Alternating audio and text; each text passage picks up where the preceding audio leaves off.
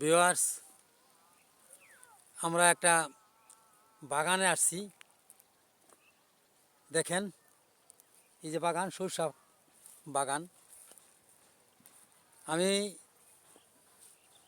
আপনাদের সাথে দুটো কথা বলবো। প্রচণ্ড শীত, ঘন কুয়াশা, বিকালবেলা শীতে থরথর করে কাঁপছি। সারাদিন যাবৎ এই কাপড় খুলতে পারি নাই, রৌদ্রের কোনো দেখা নাই। অনেক দিন যাবৎ খুব কষ্ট হইতেছে, সকলেরই খুব কষ্ট হইতেছে।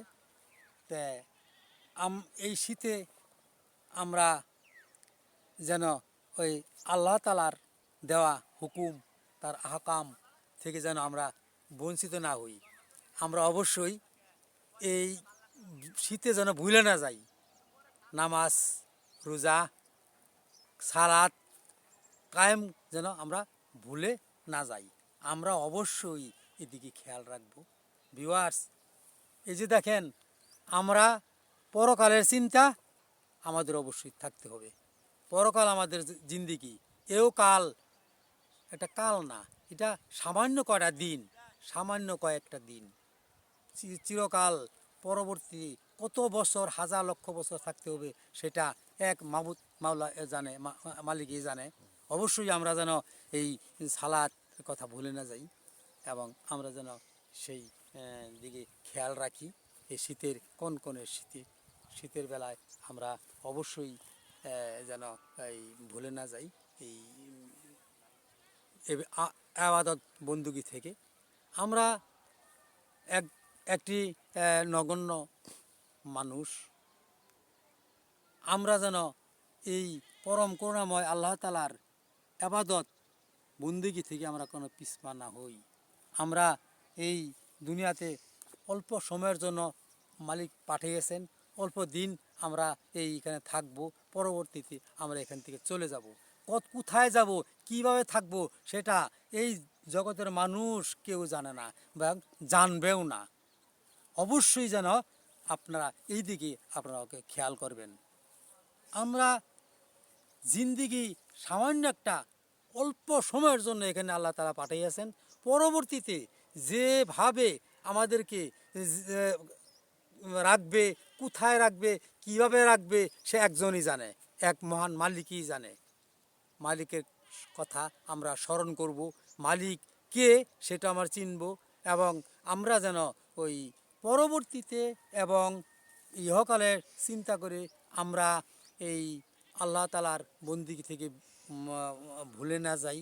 আমরা একটা তরিকা নিয়ে, একটা লাইন নিয়ে, একটা পথ নিয়ে যেন আমরা এই দেশ থেকে, এই দুনিয়া থেকে, এই চিরকালে যেন বিদায় নিতে পারি।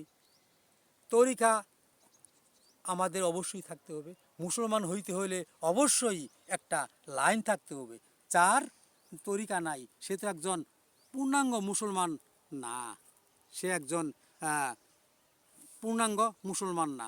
অবশ্যই একটা তরিকা আমাদের থাকতে হবে, লাইন আমাদের থাকতে হবে।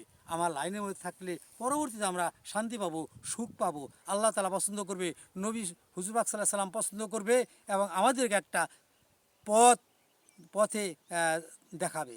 কিন্তু আমরা যদি এই জগতে আমাদের এই পথ যদি সুগম করে না যাই, আমরা পরকালে শান্তিও পাবো না, সুখও পাবো না, পথও পাবো না। অবশ্যই যেন আমরা এই ইহকালে পুঁজি বানিয়ে যাই। এই কালে যদি পুঁজি না থাকে, পরবর্তীতে খরচ করার মতো কোনো জায়গা আমরা পাবো না। অবশ্যই আমরা পুঁজি আমাদেরই করতে হবে, কেউ করতে পারে না। যেমন আছে সালাত, রোজা, এগুলি আমাদেরই করতে হবে। অন্য কাউ যদি বলি যে আমার টাকা দেই, আমার সালাতটা আদায় করে দাও, হবে না, আমারটা আমারই করতে হবে। যদি কেউ বলি যে রমজান আসছে, আমার একটা রোজা তুমি টাকা দেই, তুমি করে দাও, এটাও হবে না। এটা নিজেই করতে হবে, অন্য কারো দ্বারা সম্ভব না। আমরা কিছু কিছু কাজ আছে, এটা আমাদেরই করতে হবে। এটা কার হুকুম? আল্লাহ তাআলার হুকুম। অবশ্যই আমার কাজ আমারই করতে হবে, অন্য কোনো কাজ কেউ এটা করে দিলে হবে না। আমাদের কাজ আমারই করতে হবে। যে আমরা যদি পরবর্তীতে সুখ পাই, শান্তি চাই, তাহলে অবশ্যই আমরা একটা লাইনের মধ্যে থাকতে হবে, একটা তরিকার থাকতে হবে, একটা সিলসিলা থাকতে হবে। যদি আমরা এগুলির মধ্যে না থাকি তাহলে আমরা পরবর্তীতে যেন ভ্যার লাগবো, পরবর্তীতে আমরা শান্তি পাবো না, পরবর্তীতে আমরা সুখ পাবো না, আযাব বুক করতে হবে। এবং আল্লাহ তাআলার আযাব সম্বন্ধে সকলের জানা আছে যে কীভাবে এই পরবর্তীতে দুজক মানুষ কিভাবে থাকবে, কি করবে, সেটা সবারই জানা আছে। আমরা যেন পরবর্তীতে জিন্দিগি শেষ করার পরে পরকালে যেন আমরা আল্লাহ তাআলার কাছে যেন শান্তি পাই, সুখ পাই, বেহেশতি নসিব যে আমাদের কপালে থাকে।